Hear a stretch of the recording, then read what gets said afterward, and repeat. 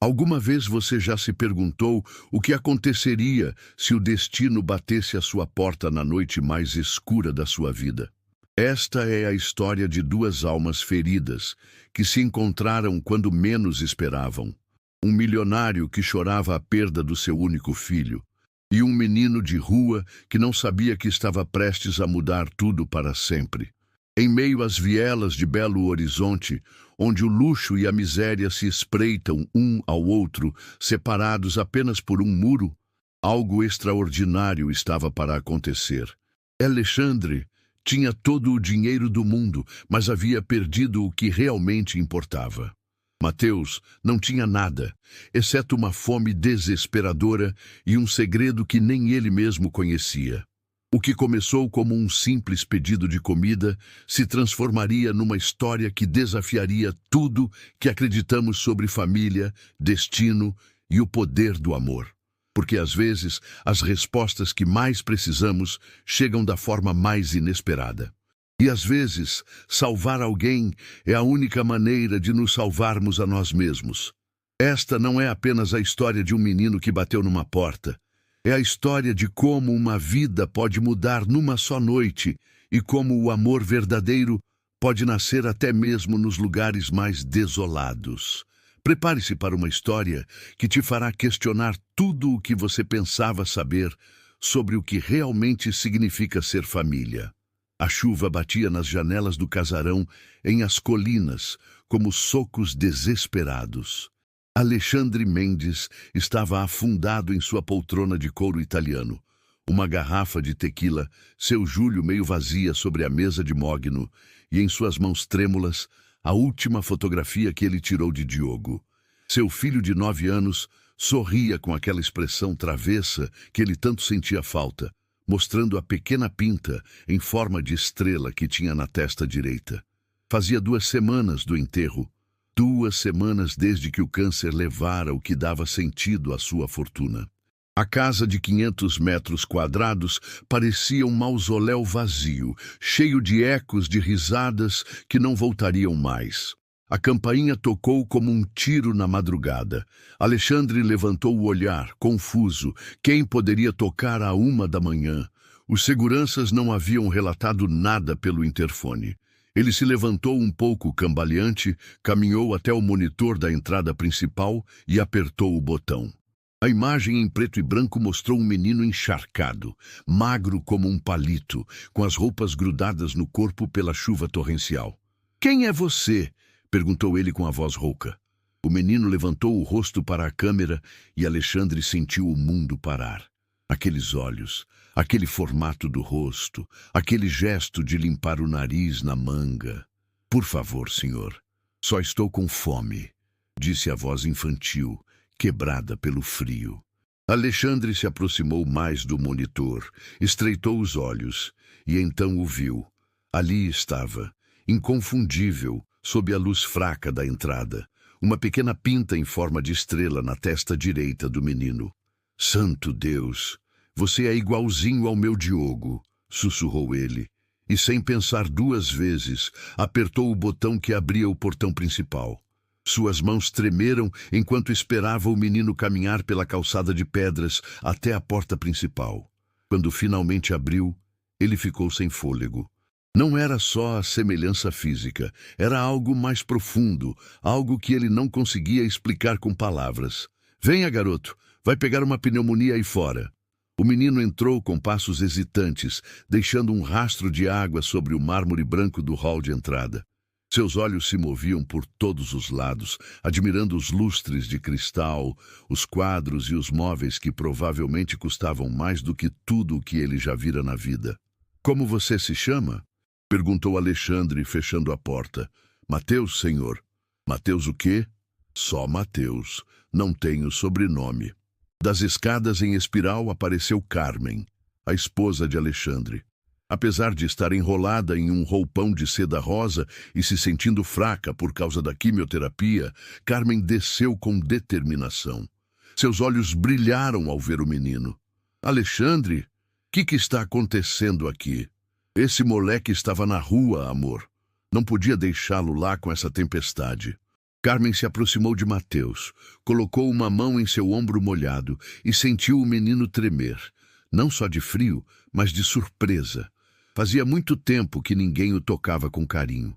Tem que tirar essa roupa molhada imediatamente, disse ela com voz maternal. Vou te procurar algo seco. A senhora conhece um menino que se chamava Diogo? Perguntou Mateus de repente, olhando diretamente nos olhos de Carmen. A mulher ficou paralisada. Alexandre sentiu o sangue gelar. Como você sabe esse nome? Sussurrou Carmen. O Diogo também gostava de dinossauros, né? Continuou Mateus com naturalidade, como se fosse a conversa mais normal do mundo. Especialmente os tiranossauros rex verdes. Como você pode saber isso? Alexandre se aproximou do menino, tremendo. Quem te contou essa informação? Mateus inclinou a cabeça, com uma expressão que Carmen reconheceu imediatamente. Era exatamente o mesmo gesto que Diogo fazia quando estava confuso. Ninguém me contou, senhor. Eu só sei. O Diogo tinha um Tyrannosaurus Rex de pelúcia escondido debaixo da cama, numa caixa que dizia Tesouros Secretos, né? O silêncio que se seguiu foi ensurdecedor.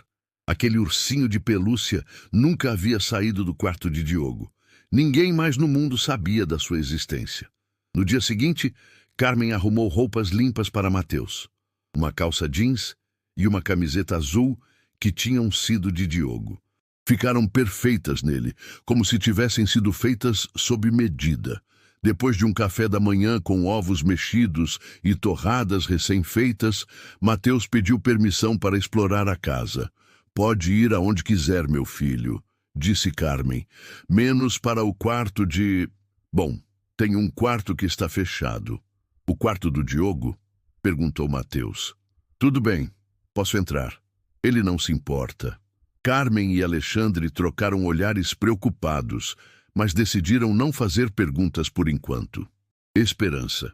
Ferreira, a governanta que trabalhava na mansão há 15 anos, observava tudo da cozinha com o senho franzido. Era uma mulher robusta de Belo Horizonte, com os cabelos grisalhos sempre presos em um coque firme e uma expressão que raramente demonstrava aprovação. Esse moleque me dá um mau pressentimento, senhora Carmen, murmurou enquanto lavava a louça. Crianças de rua sempre trazem problemas.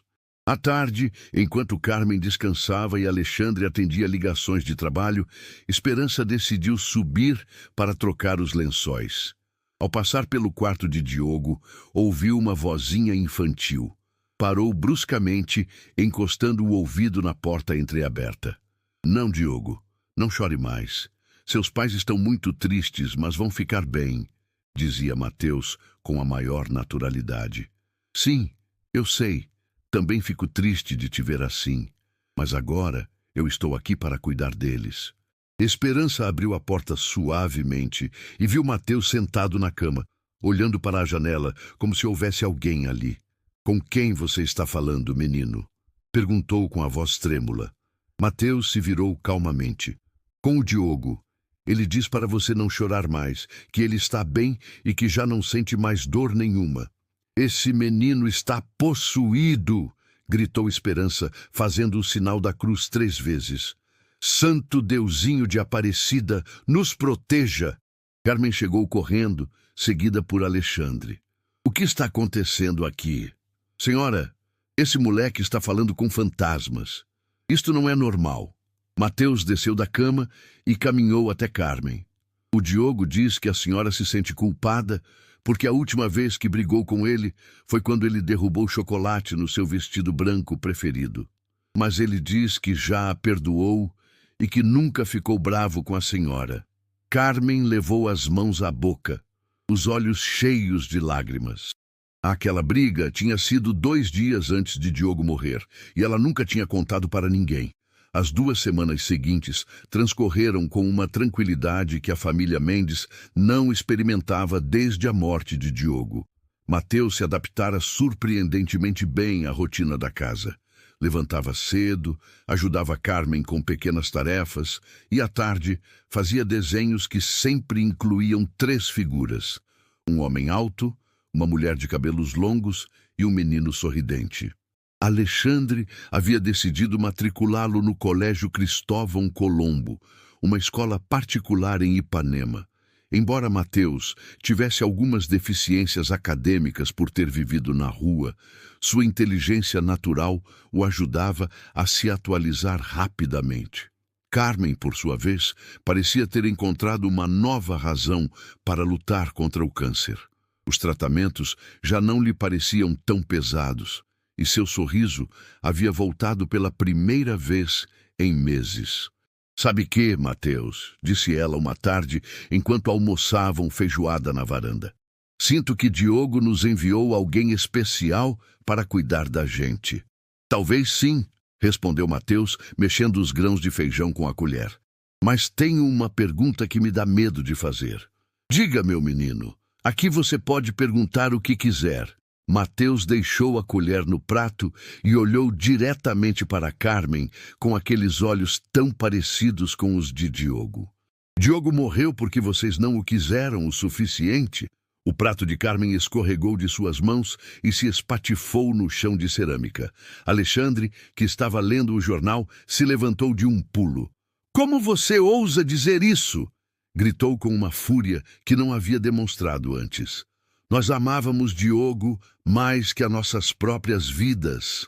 "Alexandre, calma", interveio Carmen, mas as lágrimas já escorriam pelo seu rosto. "Não, Carmen. Este menino precisa entender que Diogo morreu porque estava doente, não porque nós... Mas Diogo me disse algo", interrompeu Mateus, sem se abalar pelo grito. "Ele me disse que, antes de morrer, pediu uma coisa no hospital." "Que coisa?", sussurrou Carmen. "Pediu para o Deusinho mandar um irmãozinho que cuidasse deles quando ele já não estivesse mais aqui. Um irmãozinho igual a ele, para que vocês não se sentissem tão sozinhos." O silêncio que se seguiu foi diferente de todos os anteriores. Era um silêncio cheio de espanto, porque aquelas tinham sido exatamente as últimas palavras de Diogo antes de fechar os olhos para sempre. A harmonia familiar se quebrou como um copo de vidro numa terça-feira de manhã.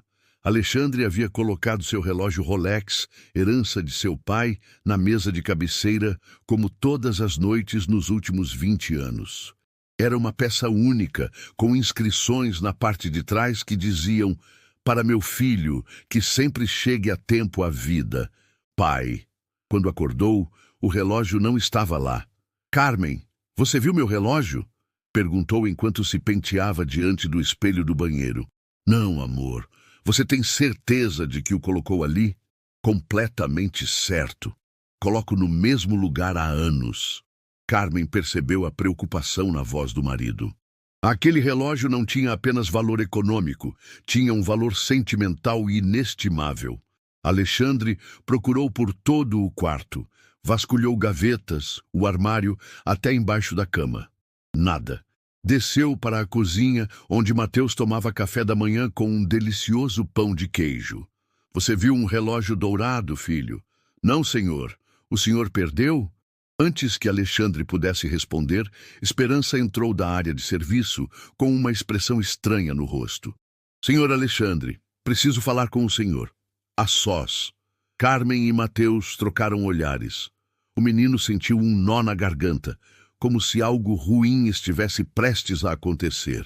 Na biblioteca, Esperança fechou a porta atrás dela. "Senhor, não gosto de ser fofoqueira, mas ontem à noite vi o menino saindo do quarto do senhor por volta das 2 da madrugada. Pensou que ia ao banheiro, mas se dirigiu ao seu quarto." "Você está insinuando que Mateus..." "Não insinuo nada, senhor. Só lhe digo o que vi. Esperança, esse menino está dormindo aqui por nossa bondade. Você não vai acusá-lo sem provas." "Quer provas? Venha comigo." Subiram ao quarto de Mateus. Esperança foi direto embaixo da cama e tirou uma pequena caixa de sapato. "Encontrei embaixo da sua cama, senhor", disse abrindo a caixa. Ali estava o relógio de Alexandre, junto com algumas notas de R$ 500 e uma pulseira de ouro que Carmen havia perdido na semana anterior. Nesse momento, Mateus entrou no quarto. "O que vocês estão fazendo aqui?" Alexandre levantou a caixa com as mãos trêmulas. "Você pode me explicar isso?" Mateus viu o conteúdo e ficou pálido. Eu não roubei! Alguém colocou isso aí! Gritou desesperado. Juro por Diogo! Não se atreva a mencionar o nome do meu filho, explodiu Alexandre. Você é um ladrãozinho de rua. Senhor, por favor, reveja minha mochila, reveja tudo. Mas eu não roubei nada. Alexandre abriu a mochila escolar de Mateus e encontrou mais dinheiro escondido entre os cadernos. Seu coração se partiu em 1000 pedaços. Você tem 1 hora para ir embora da minha casa. A chuva havia voltado a Belo Horizonte, como se o céu chorasse pela injustiça que estava acontecendo na mansão em As Colinas. Mateus arrumou suas poucas coisas na mesma mochila velha com que havia chegado, enquanto Carmen chorava em silêncio na porta do seu quarto. Alexandre, isso está errado, sussurrou para o marido. Esse menino não é ladrão. As provas estão aí, Carmen. Não posso continuar colocando nossa família em risco. Que família? Respondeu ela com amargura. Só restamos você e eu. E você acabou de mandar embora o único raio de luz que tínhamos tido desde que Diogo morreu. Mateus desceu as escadas carregando sua mochila. Parou em frente a Alexandre, que evitava olhá-lo nos olhos. Senhor, só quero que saiba que eu queria muito a esta família e que Diogo vai ficar muito triste quando souber o que aconteceu. Vá embora antes que eu chame a polícia. O portão da mansão se fechou atrás de Mateus com um som metálico que ressoou como uma sentença final. O menino caminhou debaixo da chuva pelas ruas de Ipanema, sem rumo, sem esperança, voltando ao mundo de papelões e fome do qual havia escapado temporariamente. Naquela noite, Alexandre não conseguiu dormir. Às 3 da madrugada, sua consciência o levou à sua escrivaninha. Decidiu revisar as câmeras de segurança para confirmar o que já sabia. Precisava ver com os próprios olhos Mateus roubando para poder justificar o que havia feito. Mas o que ele viu no monitor o deixou gelado. A gravação da segunda-feira à noite mostrava claramente Esperança entrando em seu quarto por volta das 12h30 da manhã. Pegava o relógio. Depois ia ao quarto de Mateus, levantava o colchão e escondia a caixa de sapatos debaixo da cama. Mas não era só isso. Havia mais gravações. Já terminou de roubar tudo, tia? Ouvia-se a voz de um jovem no vídeo da semana anterior. Alexandre continuou revisando arquivo após arquivo. Esperança havia estado roubando sistematicamente durante meses. Joias, dinheiro, objetos pequenos, mas valiosos. E sua cúmplice era um jovem que a chamava de tia. Santo Deus! Eu fui um idiota, gritou Alexandre, batendo na escrivaninha com tanta força que machucou os nós dos dedos. Correu para o quarto de Esperança, mas encontrou o quarto vazio. Sobre a cama havia uma nota. Quando ler isto, já estaremos longe. Obrigado por confiar em nós todos esses anos. Esperança e Rodrigo. Enquanto isso, nas ruas do Brás, Mateus tossia violentamente debaixo de um viaduto. A febre começara a se apoderar do seu pequeno corpo, e cada respiração doía, como se ele tivesse cacos de vidro nos pulmões. Alexandre dirigiu como um louco pelas ruas de Belo Horizonte durante toda a madrugada. Alexandre havia procurado em hospitais, no Brás, no centro histórico, perguntando a moradores de rua, vendedores ambulantes de milho e pastel, policiais, qualquer um que pudesse ter visto um menino de 9 anos com camiseta azul. Um molequinho magro, com olhos grandes. Mas seu Ferdinando, um jornaleiro no metrô Hidalgo, havia-lhe dito. Sim, vi ele faz umas 3 horas, ia tossindo feio, coitadinho. Entrou por ali, em direção às pontes de Nonoalco. Quando finalmente o encontrou, Alexandre sentiu a alma se desgrudar do corpo.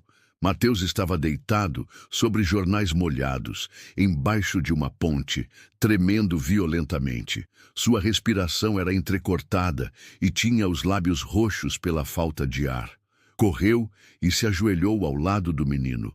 Mateus, filho, acorda. O menino abriu os olhos com dificuldade. Suas pupilas estavam dilatadas pela febre alta. Senhor Alexandre, murmurou com voz rouca. O senhor veio me levar de volta para a rua? Não, meu filho. Vim te levar para casa. Mãe Carmen, não me abandona, delirava Mateus, estendendo uma mão trêmula para o vazio. Não quero morrer como Diogo.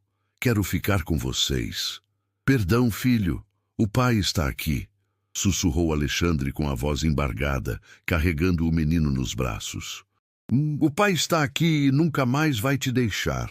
Correu com ele para o Hospital Geral de Ipanema, o mesmo onde Diogo havia morrido. Os médicos o atenderam imediatamente ao verem seu estado crítico. Tem pneumonia severa, explicou a doutora Patrícia Ferreira. Mais um dia na rua e ele não contava mais a história. Precisamos fazer exames de sangue para ver que antibióticos ele pode receber.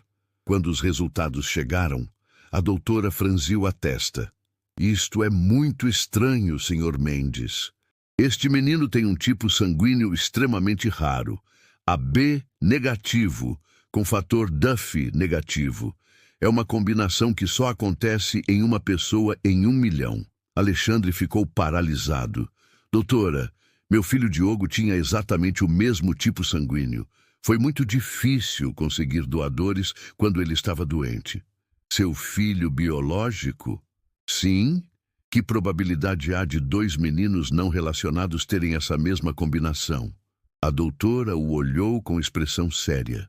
Praticamente impossível, Sr. Mendes. A menos que sim, estejam relacionados de alguma forma. Carmen chegou ao hospital de táxi, ofegante pelo esforço e pela ansiedade. Quando viu Mateus conectado ao oxigênio, desabou nos braços de Alexandre.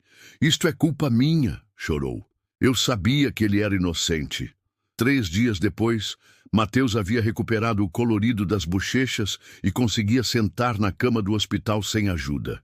Carmen não se havia separado dele 1 minuto sequer, dormindo na poltrona reclinável que Alexandre havia mandado trazer de casa. Já não estou em apuros? Perguntou Mateus com a voz ainda fraca, mas com aquela faísca travessa que Carmen tanto sentia falta. Nunca esteve em apuros, meu filho, respondeu Alexandre, acariciando-lhe o cabelo. O apuro era meu, que não soube confiar em você. Mateus ficou olhando para a janela do hospital, onde pombas pousavam no parapeito. Sua expressão ficou séria, como se estivesse escutando algo que os adultos não podiam ouvir. Diogo me disse que vocês precisavam de um filho que não fosse embora. Por isso ele me trouxe aqui. Carmen sentiu um arrepio percorrer toda a sua espinha. Você realmente consegue vê-lo, meu amor? Sim, agora mesmo ele está sentado naquela cadeira ali.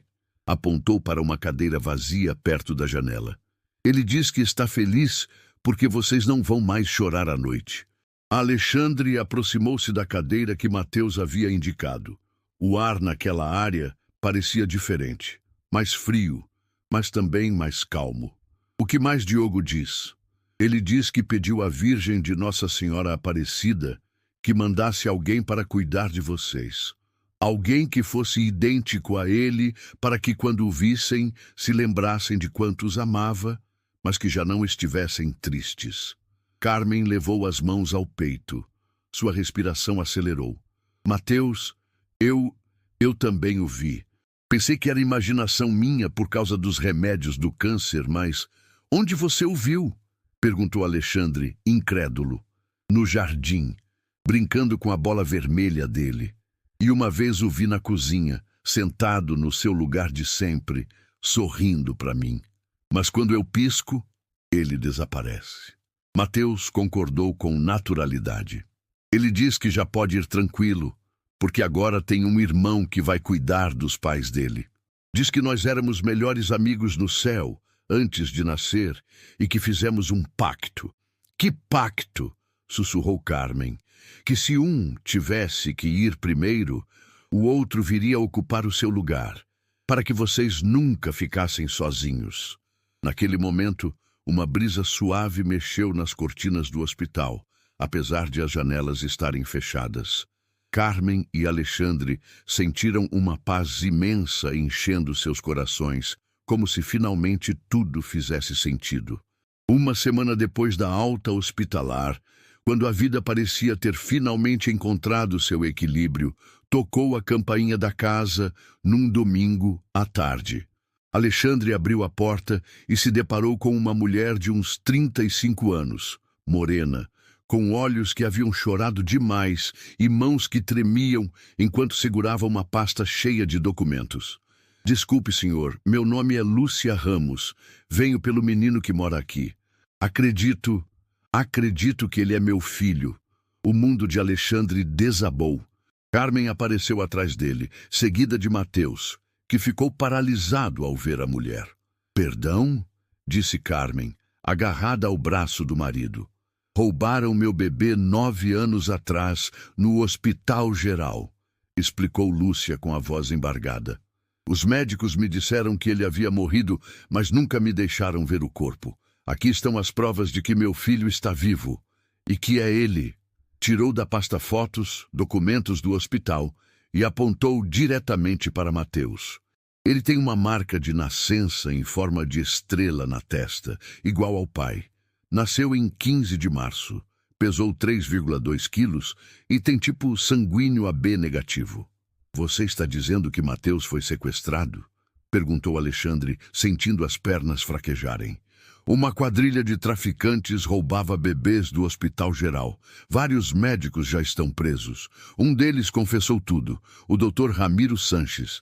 Carmen sentiu o ar escapar dos pulmões. Alexandre, esse foi o médico que atestou a morte de Diogo. Lúcia continuou com lágrimas escorrendo pelas faces. Falsificaram atas de óbito, vendiam os bebês, inventavam mortes que nunca aconteceram. Quando vi a foto de Mateus nas redes sociais, soube imediatamente que era meu Alberto. Alberto? Murmurou Mateus. Assim eu o chamei quando nasceu, meu amor, como seu pai. Quero fazer o exame de DNA, disse Mateus com uma seriedade que não era própria de sua idade. Preciso saber a verdade. 3 dias depois, os resultados chegaram por carta registrada. Alexandre os abriu com mãos trêmulas, enquanto Carmen e Mateus o observavam do sofá. Compatibilidade de 99,9%. Leu em voz alta. Lúcia Ramos é, de fato, a mãe biológica de Mateus Alberto Ramos. Lúcia, que havia estado esperando na sala, escondeu o rosto nas mãos e chorou como nunca havia chorado. Meu bebê está vivo. Mateus aproximou-se lentamente dela. Eu sou mesmo seu filho? Sim, meu amor. És meu filho que me roubaram quando você tinha apenas 3 dias de nascido. Mas eu não me lembro de você. Eu sei, meu bem. Você era muito pequeno, mas eu nunca parei de te procurar. Nunca parei de te amar. O silêncio que se seguiu foi denso, carregado de emoções contraditórias. Carmen chorava em silêncio. Alexandre apertava os punhos. E Mateus olhava para todos como se o mundo tivesse virado de cabeça para baixo. A decisão mais importante da sua vida tinha chegado. Mateus passou 3 dias sem falar com ninguém, andando pelo jardim da mansão, desenhando no seu caderno, olhando para o quarto de Diogo como se esperasse uma resposta do além. Carmen e Alexandre respeitaram o seu silêncio, embora por dentro se desfizessem de angústia. Lúcia vinha todos os dias visitá-lo, trazia brigadeiros, contava histórias de quando ele era bebê, mas sem pressioná-lo. Na quarta-feira à tarde, Mateus reuniu todos na sala. Carmen sentou-se no sofá principal, Alexandre na sua poltrona de couro e Lúcia numa cadeira em frente a ele. Já sei o que quero fazer, anunciou com uma determinação que surpreendeu a todos. Diga, meu amor, sussurrou Carmen. Mateus olhou diretamente para Lúcia. Você me deu a vida e isso eu nunca vou esquecer. Sei que me ama e eu também a quero muito. Lúcia sorriu entre lágrimas. Mas Carmen e Alexandre, eles me salvaram a alma, me ensinaram o que é ter uma família. Me deram o que eu nunca tinha tido, um lar. Está certo disso, meu amor? Perguntou Lúcia com a voz embargada, mas compreensiva.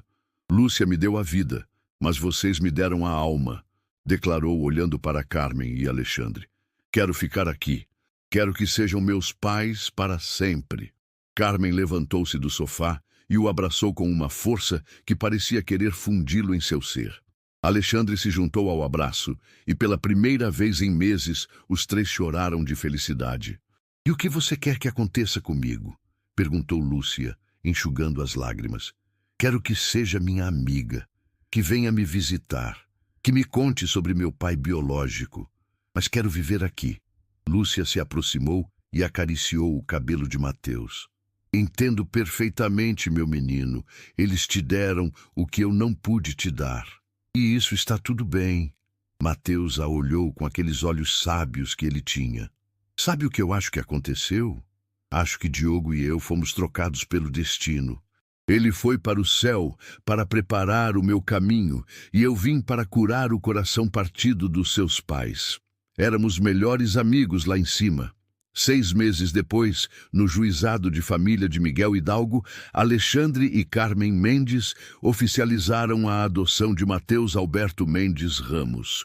Lúcia esteve presente, assinando os documentos que renunciavam à sua guarda, mas não ao seu lugar no coração do menino.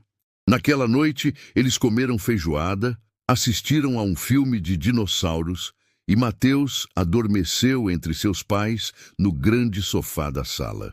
Diogo finalmente podia descansar em paz. Sua missão estava cumprida.